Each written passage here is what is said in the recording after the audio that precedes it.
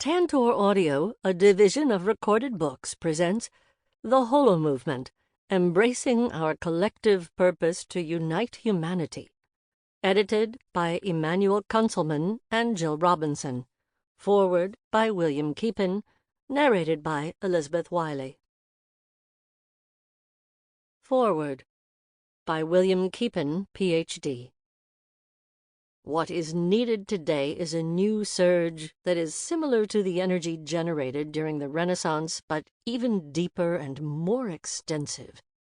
The essential need is for a loosening of rigidly held intellectual content, along with a melting of the hardness of the heart.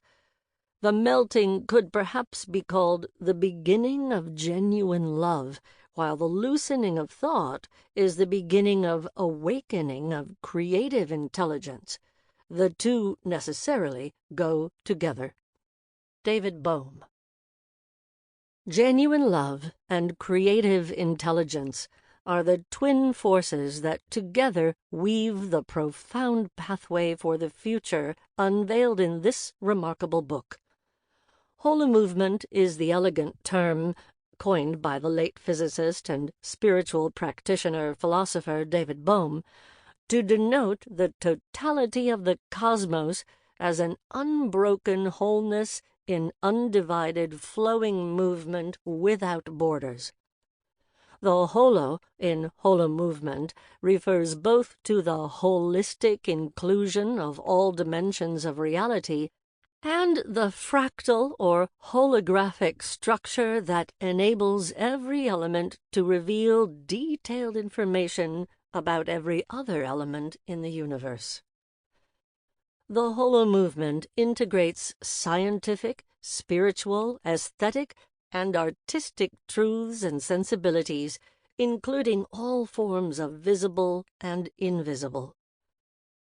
This book provides inspiring applications and implications of the holomovement developed by Bohm, whose contributions span many different fields, including science, spirituality, philosophy, literature, and beyond. Bohm's primary field was physics, and before proceeding further with introducing this wonderful book, it feels essential to digress briefly in order to acknowledge a unique recent development that raises Bohm's scientific work to a new level of unprecedented importance and recognition. The 2022 Nobel Prize in Physics was awarded to three physicists, Alain Aspect, Ph.D., John F. Clauser, Ph.D., Anton Zeilinger, Ph.D., for experiments based on pioneering work done by David Bohm 70 years earlier, plus subsequent follow-up work from physicist John Bell. Had either Bohm or Bell been alive, they might well have shared the prize. The backstory goes back to 1927, when Albert Einstein and Niels Bohr began their infamous debate on quantum physics. Bohr maintained that a complete description of quantum reality is provided by probabilities from the Schrödinger wave function, and that, when a measurement is taken, the wave function collapses into a specific physical outcome. This became the orthodox Copenhagen interpretation. Einstein objected to this quantum indeterminacy and probabilistic formulation, and he famously quipped that God does not play dice with the universe. Beyond this, Einstein harbored an even greater objection to quantum mechanics, which emerged clearly in 1935 when he and two colleagues, Boris Podolsky and Nathan Rosen, conceived the EPR paradox, a thought experiment designed to demonstrate that quantum physics is incomplete. They showed that for two quantum-entangled particles, any measurement on one particle must instantaneously influence the other, no matter how far apart they are located in space. For Einstein, this was absurd, because nothing could travel faster than the speed of light, and he famously dismissed quantum entanglement as utter nonsense, calling it spooky action at a distance.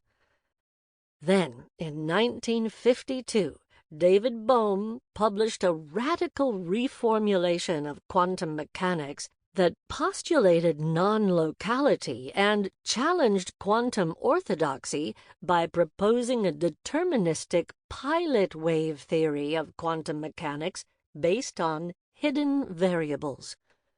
Bohm and Einstein had worked closely together for years at Princeton University, and both shared strong misgivings about the Copenhagen interpretation. The new theory, called Bohmian mechanics today, was based in part on a deep conviction that quantum physics was in need of radical revision. Although widely rejected by the orthodox physics community, Bohm's work was a major epiphany for physicist John Bell, who also had been troubled by the quantum orthodoxy. Writes Bell, "But in 1952 I saw the impossible done. It was in papers by David Bohm." Bohm developed a deterministic pilot wave theory of quantum mechanics, expanding upon ideas originally introduced by Louis de Broglie in 1927. In his theory, quantum particles, such as electrons, are guided by a pilot wave function that influence their behavior. The evolution of the pilot wave over time is given by the Schrödinger equation. The metaphor that Bohm used to elucidate this theory is an airliner that crosses vast oceans, guided throughout by radio navigation signals. The radio waves don't provide any energy to the airliner, which proceeds entirely under its own power, yet the airplane's trajectory is fully guided by those radio waves. In like manner, the quantum particle is guided by the pilot wave, and Bohm developed an ingenious mathematical quantum theory that yields the exact same predictions and results as quantum mechanics, while eliminating all the murky quantum strangeness. Bohm's theory postulates that the universe is inherently non-local, that is, fundamentally interconnected beyond the limitations of space and time. John Bell was deeply inspired by Bohm's hidden variables theory, yet, like Einstein, he concedes that initially the non-locality which I first met in Bohm's 1952 theory is very odd and very hard to accept, so I resisted it. Bell continued wrestling with it for 12 years and tried his best to eliminate non-locality from Bohm's theory. However, he found it couldn't be done, and this eventually led him to develop his brilliant Bell's theorem, published in 1964, which provided a criterion based on the contravention of certain mathematical inequalities that theoretically could decide the non-locality question. As a result of resisting it, I came to the theorem that non-locality is inevitable. The importance of Bohm's breakthrough also was recognized by others, and Bohm was nominated for a Nobel Prize in 1958.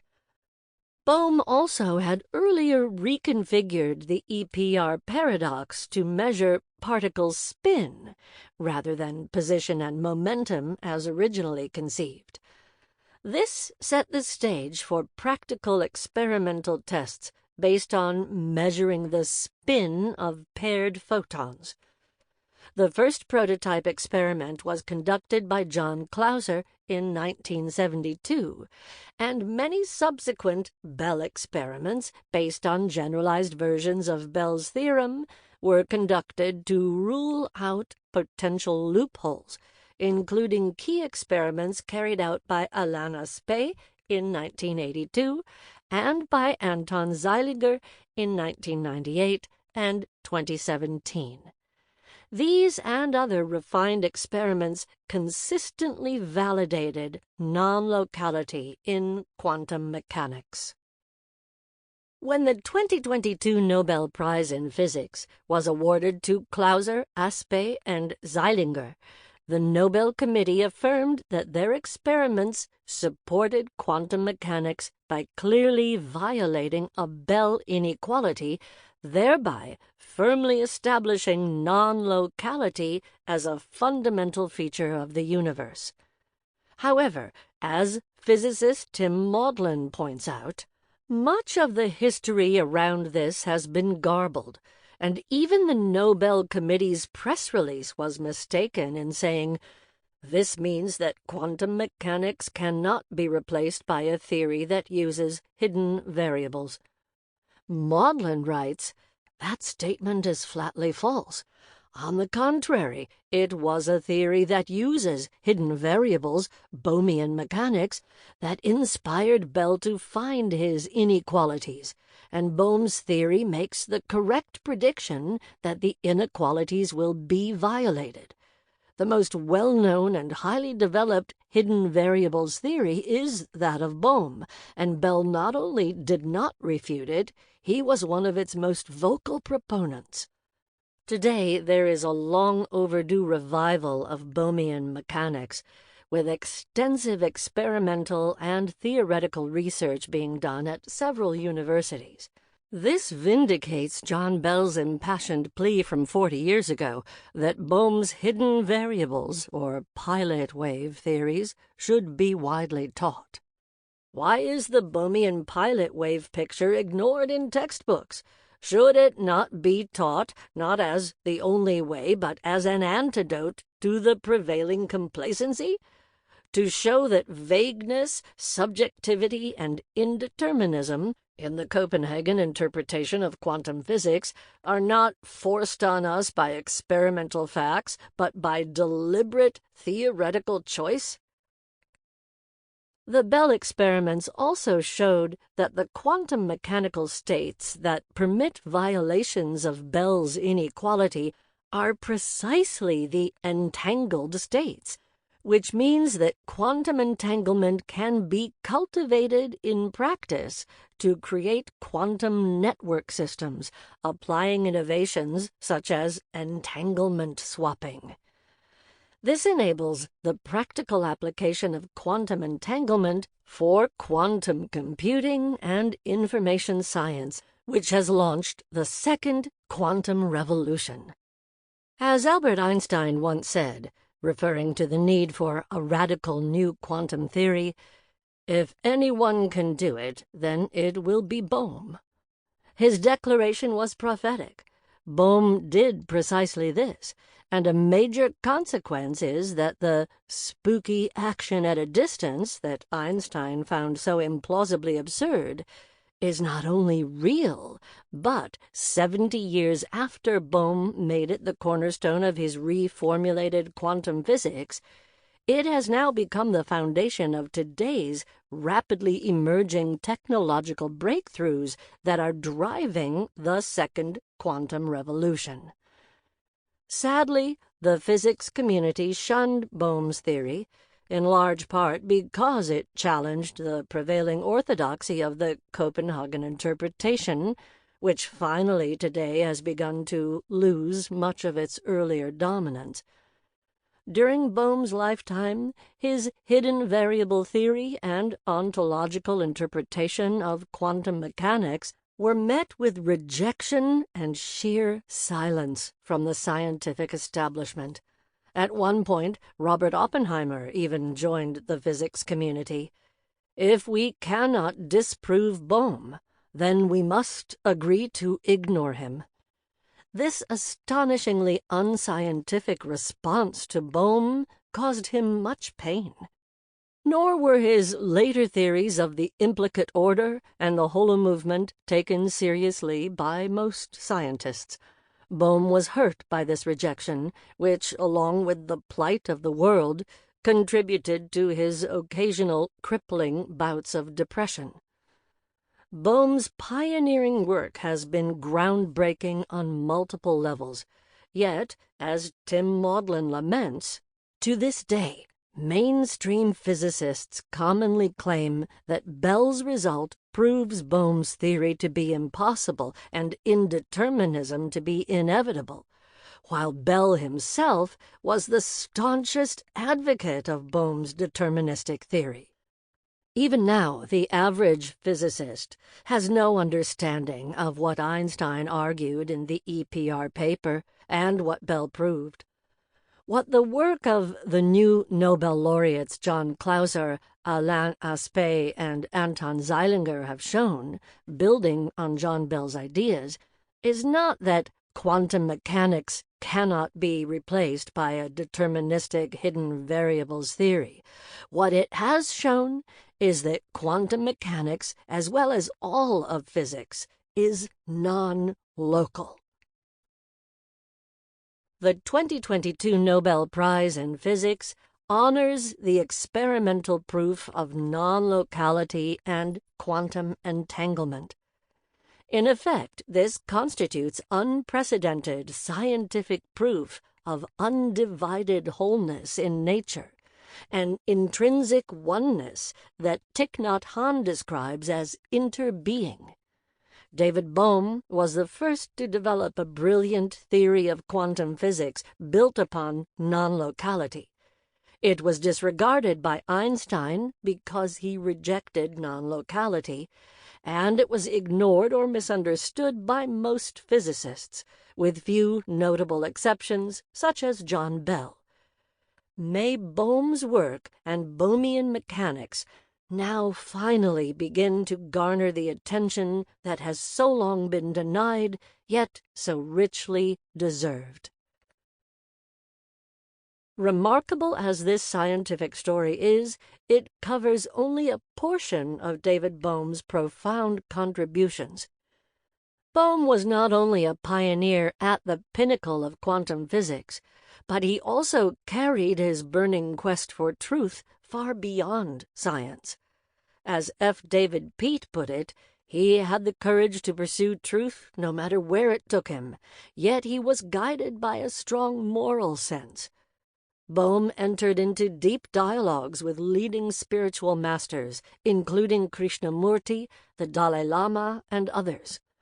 What Bohm and Krishnamurti pioneered together as physicist and mystic now needs to be replicated on a much larger scale between entire disciplines of science and spirituality.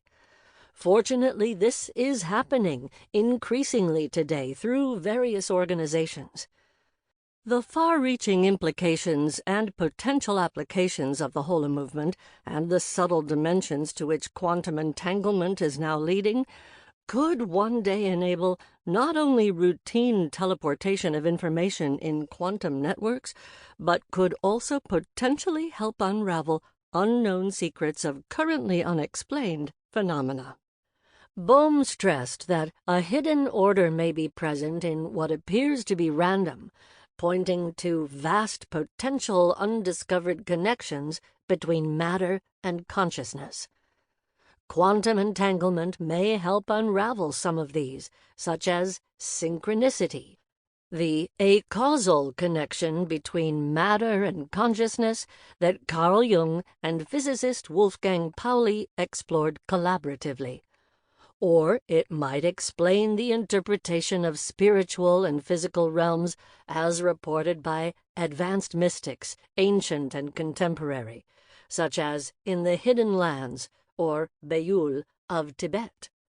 Or perhaps it will explain the 80 rigorous scientific studies that demonstrate highly significant correlations between astronomical configurations of planets and terrestrial phenomena of human events consistent with traditional astrology.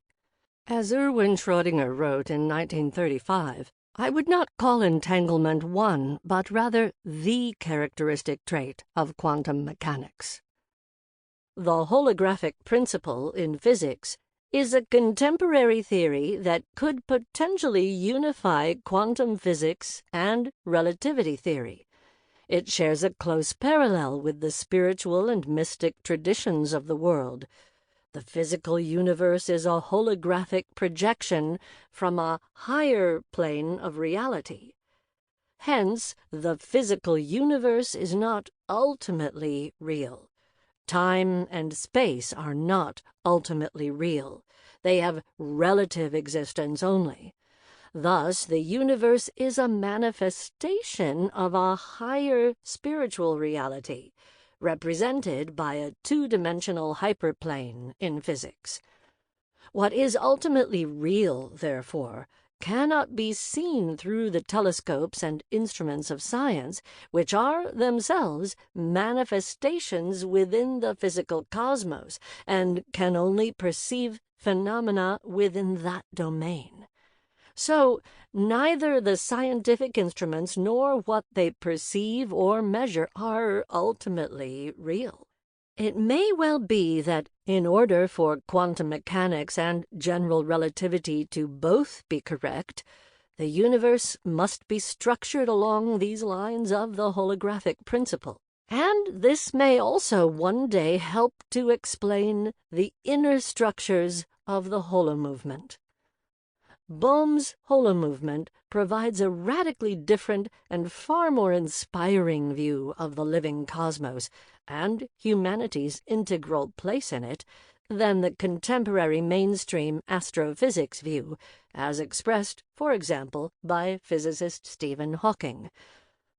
The human race is just a chemical scum on a moderate-sized planet orbiting around a very average star in the outer suburb of one among 100 billion galaxies. We are so insignificant. Religion offers a profoundly different perspective. We are made in the image of God. Perhaps, borrowing on Bohm's Holomovement, we might put science and religion together in one sentence as follows. We are made in the holographic image of the cosmos. For, as Stanislav Grof has observed, after 5 decades of consciousness research, my deepest conviction is that each of us is everything. We each have inner access to the entirety of cosmic awareness and consciousness deep within our being. This is the core discovery of mystics across the ages and traditions, and it is possible ontologically precisely because of the Holomovement, by whatever name it was called in previous millennia. As the poet Rumi expressed it, you are not just a drop from the infinite ocean. You are the infinite ocean contained in a single drop. The full infinity of divinity is contained in the human heart. This is an experiential fact, affirmed by mystics across the ages and traditions. It is also the basis of the fractal or holographic structure of consciousness. Bohm showed that science itself is bringing this revelation forward through quantum physics and the Holomovement. Why have these truths not been widely recognized in science? Bohm summarizes the problem succinctly. Thought creates structures and then pretends they exist independently of thought. This is the central blind spot of science, and it also applies to most human thought structures. It is this unwarranted certitude, born of unrecognized pretense, that this book strives to go beyond.